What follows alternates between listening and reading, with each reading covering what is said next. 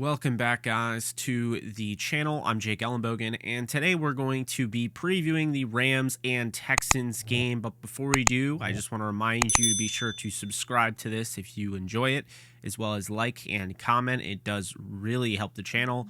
But let's dive right into it, and we know finally who's going to be the starting quarterback for the Houston Texans. It's going to be none other than Stanford rookie quarterback Davis Mills. He's been starting since week 2 when Tyrod Taylor went down with an injury, and there was some speculation whether or not Tyrod Taylor could play. They've decided to hold him out, according to head coach David Culley. So it is going to be the rookie going up against this Rams defense. Going into it with the lineups here, I have David Johnson at running back. The Texans did just trade away Mark Ingram, so he is not going to be available. Obviously, he is in New Orleans now. So it's going to be more opportunity for David Johnson, as well as running back Phillip Lindsay, and the third string running back, originally fourth string, but now third string, a guy that had some run with the Patriots, Rex Burkhead, is your third running back there. In addition to that, the receivers, Brandon Cooks, obviously you know him very well.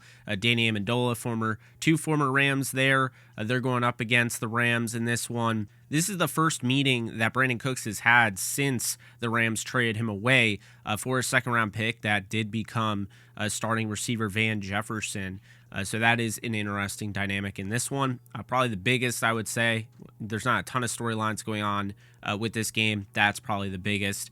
In addition to that, Chris Conley, as well as Chris Moore, and the rookie that I'm sure we'll see plenty of out of Michigan.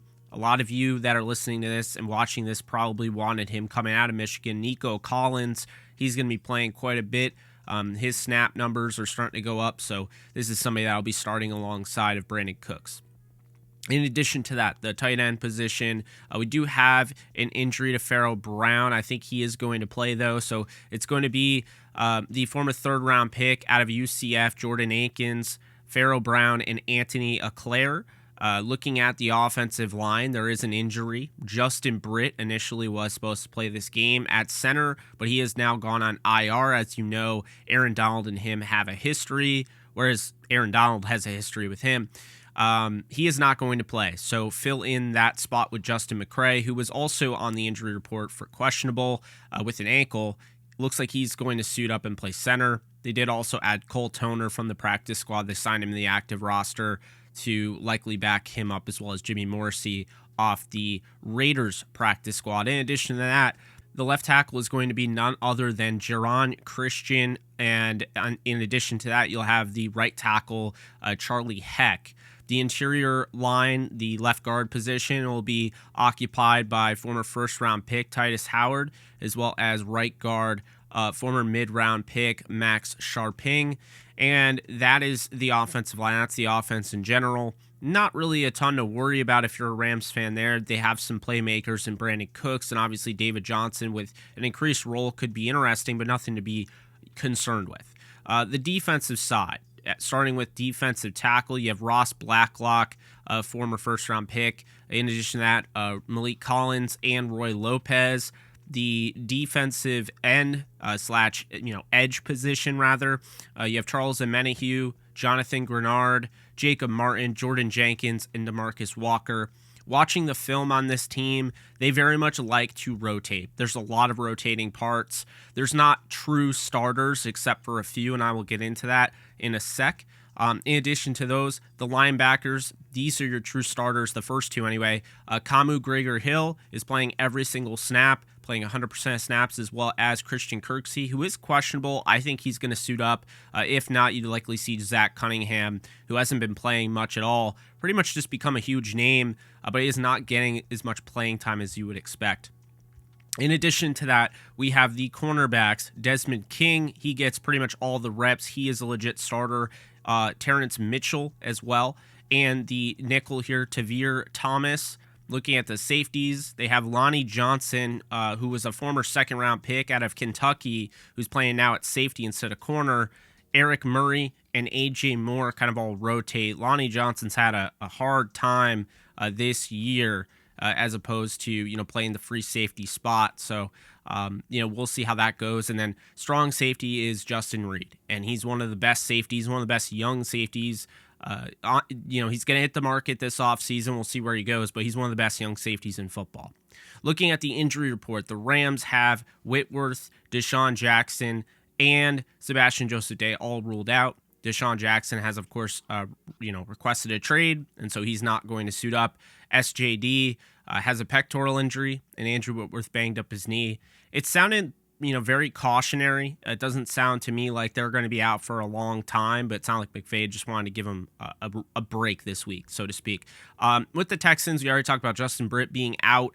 He's now on IR. Pharaoh Brown, Christian Kirksey, and Jaleel Johnson are all questionable. I expect 2 of the 3 to play. Jaleel Johnson doesn't even get in really much at all, so I would expect the first 2 to play. In addition to that, looking at matchups, first off, you got to go with the big one here. It's Brandon Cooks versus Jalen Ramsey. I expect this to be a very interesting matchup. Jalen obviously is the best corner in football, and Brandon Cooks is going to want to make something, make his former team pay for trading him. And let's be honest here, that didn't end very well. We didn't realize how badly that ended, but Brandon Cooks has spoken on it multiple times on social media, is not very happy about the way that ended. So you have to imagine he's going to want to go off against his former team and against the best corner in the league. That is going to be a matchup to watch. In addition to that, pretty much it's going to be a weekly thing. Look, the Texans are really good against the pass. They're actually, near the top 10, if not top 10 in DVOA for defense, pass defense. But with run defense, they are 30th. And for that reason, it's going to be a day, I think, for Darrell Henderson. So I'm going to be highlighting the matchup of Darrell Henderson versus Kamu Greger-Hill and Christian Kirksey. Whoever has that assignment, that is going to be, the go-to matchup to watch. And then lastly here, Aaron Donald versus Justin McCray. Justin McCray doesn't really have a ton of experience at center, and he's taking over for the injured Justin Britt. So McCray will slide in there and go up against the best interior defensive lineman in all of football. Good luck with that. Moving on, we have the 3 players to watch from both the Texans and the Rams. I switched it to 3. I feel like 5 was too much. So we'll start off with number 1 for the Texans. It is going to be Justin Reed. This safety is a little do-it-all guy that literally can do it all. He can make plays, has great ball skills and tracking ability, but on top of that and his coverage, he can come up and, make a play. He can come up and make a tackle. Short tackled guy. This is somebody I think is one of the better safeties in football, like I've said. So he is definitely, if not the best player on the team, he's definitely the best defensive player that the Texans have. So he is number 1. Number 2 that you have to worry about, or at least watch, is Brandon Cooks. We talked about him, the most consistent receiver, one of the most consistent receivers in all of football. You talk about the fact he is the only player in the NFL history to have 4 1,000-yard seasons on 4 different teams. That's just so impressive and hasn't been done. So Brandon Cooks is just somebody, a model of consistency. Even though Davis Mills is having a rough go, Brandon Cooks is still able to carve out somewhat of a season so far. So he's a player to watch. And in addition to that, finally here for the Texans, David Johnson, the running back. Look, this guy has had numerous of injury issues, and that is a concern. But when you look at what David Johnson can do and now the increased workload, it makes a lot of sense to expect him to have more of a role moving forward with the trade of Mark Ingram. He can hurt out of the backfield as a pass catcher. He can help you, in the run game. And on top of that, he can obviously pass protect. If you fantasy owners out there, he may not be an RB2 yet, but he's an RB3/flex, especially, this game, he could get a bunch of targets with this game, projected to be kind of a blowout. So, definitely keep an eye out for him. In addition to that, on the Rams side, you have Van Jefferson. Have to include Van Jefferson. He was only a Ram because of the trade by the Texans for Brandon Cooks. So, he's going to get his first start without DeSean Jackson, looking over his shoulder, or he looking over his shoulder for DeSean Jackson, since he is out and will probably be traded by the deadline on Tuesday. So this is a huge opportunity for Van Jefferson to show them they made the right decision, or rather DeSean Jackson made the right decision. That's the first one. Second one is Greg Gaines, the nose tackle, defense tackle, whatever you want to call him. He's going to fill in for Sebastian Joseph Day, who is out in this game, as I previously mentioned, and I think he's going to have a hell of a game. What it comes down to is Greg Gaines has been a model of consistency, and he's so damn good, but he just doesn't play a ton. And I think the reason for that, obviously, you have guys like Ashawn Robinson, Sebastian Joseph Day, Aaron Donald, Michael Brockers over the years playing ahead of him. But now, here he is. He's getting an opportunity. I'm excited for him. We'll see what he does in this one. And another guy that's getting, an opportunity is, of course, Joseph Nopu, who has shown you in the past he can be a really good left tackle. He could be a solid guard, and he's going to have an opportunity to show you how good of a left tackle he can be this Sunday when he's filling in for the injured Andrew Whitworth, being held out pretty much for precautionary reasons with the knee, which I agree with, by the way. I think it's great to get Nopum some looks. This is a contract year for him, so we'll see if the Rams do bring him back, but this is going to be big. He's going to have to protect Matthew Stafford's blind side. They have been with their 5 starters all season long, but now Whitworth is not going to start, so this will be the first game all season. An offense that's only allowed 1 sack per game, for Matthew Stafford, which is the best in the league, is now going to start a brand new player at left tackle.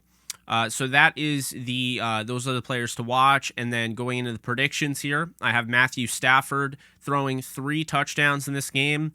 Look, I do know that this is a good pass defense, but I think Matthew Stafford will have a couple of those red zone touchdown opportunities. I think he'll hit on them. In addition to that, Darrell Henderson, I have him going over 100+ yards and having a touchdown. I think he gets back on track after a surprisingly off game last week. I expect a lot of Darrell Henderson to take advantage of the 30th ranked DVOA run defense in the league. And then Rams sacked Davis Mills 5+ times. Look, Davis Mills is not a running quarterback. This is a really bad scenario for the Texans. If they were trying to win this game, if they really want to win this game, Tyrod Taylor would have been a dream for them. I think he would have given them an opportunity, at least been similar to what Carson Wentz did in Indianapolis week 2. I think he would have given you that opportunity because of what he can do with his legs, how he can extend the play and pick apart this bend-don't-break defense, but run around enough to maybe get in the end zone and break the bend-don't-break defense because of what he can do. You can only cover so long, and I think because of that mobility, it really helps. Davis Mills doesn't have that mobility. He has subtle adjustments in the pocket that do work, and I think he has a bright future ahead of him. I like him, but I don't think this is a great game for him moving forward. This is a team that I think is going to get after him and really make him pay in this one. And then lastly, I have the Rams winning 33-16, improving to 7-1. We'll get into the fun facts in a bit, but 33-16, not super high, but it would cover the spread of 15.5, or I think it's 16.5. So it would still cover the spread of that if you're betting on the Rams to cover that. I just think, to me, the Rams, the 3-0 on the road. This is a team that has shown you the offense is trying to really get going. I do wonder if DeSean Jackson asking for a trade allows Sean McVay to kind of clear his head a little bit, not worry about getting DeSean Jackson into the game plan and focus more on trying to win the football game. I'm very interested to see how much of an impact that has, if any. But it's going to be nice to see Van Jefferson on the field the whole game, pretty much. I do think he's earned it. I know it's been that way moving forward, but, I'm not as upset as others about DeSean Jackson. It's a bummer, but, this is a next man up style league, and it's a bummer because of depth. But, the fact of the matter is, I think the Rams feel good about their 3 receivers, and they'll move on from this. So I have a 33-16 win as they improve to 7-1 for the 4th time in their franchise history.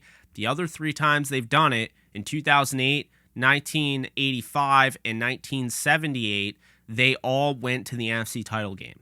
So the fun facts now, your favorite section of this. I have, the Rams are winning the all-time series against the Texans. They're 3-1. They've played 4 games.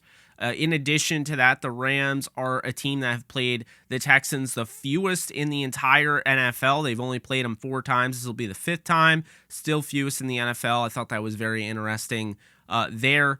They've only given up 1 sack per game, so 7 sacks on the season for Matthew Stafford, which leads the league. That's very good. Sean McVay is also 1 win away from his 50th win as the Rams head coach, so big number 50 could be coming this weekend. Matthew Stafford can check another team off his list of teams he's never beaten before if he takes down Houston this weekend. He will only have 5 teams left: Baltimore, Buffalo, Cincinnati, Tennessee, and Pittsburgh. Clearly, he's had a hard time against the AFC North. We'll see if he gets an opportunity moving forward. This will once again be Brandon Cook's first game since the Rams traded him. Just thought I'd mention that again. And, of course, that second-round pick they traded, 57 overall, ended up becoming Van Jefferson, who will suit up against the Texans. Kind of funny thing there, funny dynamic. Rams are again 3-0 on the road. They beat Seattle, New York, and Indianapolis. In addition to Brandon Cooks, former St. Louis Ram wide receiver Danny Amendola is suiting up for the Texans this weekend. So again, I already mentioned it, but thought I'd throw that in there. Mentioned the 7-1. 7-1 or better. The Rams are always at least in the NFC title game. So this has their opportunity to get to 7-1 here if they win. And lastly, Cooper Kupp, if he catches 2 touchdowns, will tie Randy Moss and Calvin Johnson for most touchdown receptions through 8 weeks, which puts him on a ridiculous pace that I don't think he's going to fall off of anytime soon, especially now that DeSean Jackson's likely out the window. It's going to probably be more opportunities, if ever, for any of those receivers. So that is going to do it. I have Rams winning 33-16. I hope you guys enjoy and you have a great Halloween. I will see you guys on Halloween. If you guys are interested, I will be doing live streams. And notice I said streams. I'll probably be doing one pregame and a postgame. If not, I'll do one before the pregame. It'll be like fantasy football, start 'em, sit 'em base. But I want to get more, interactive with you guys, and obviously, really do appreciate you. So that's going to do it for me. You guys take care and happy Halloween. Later.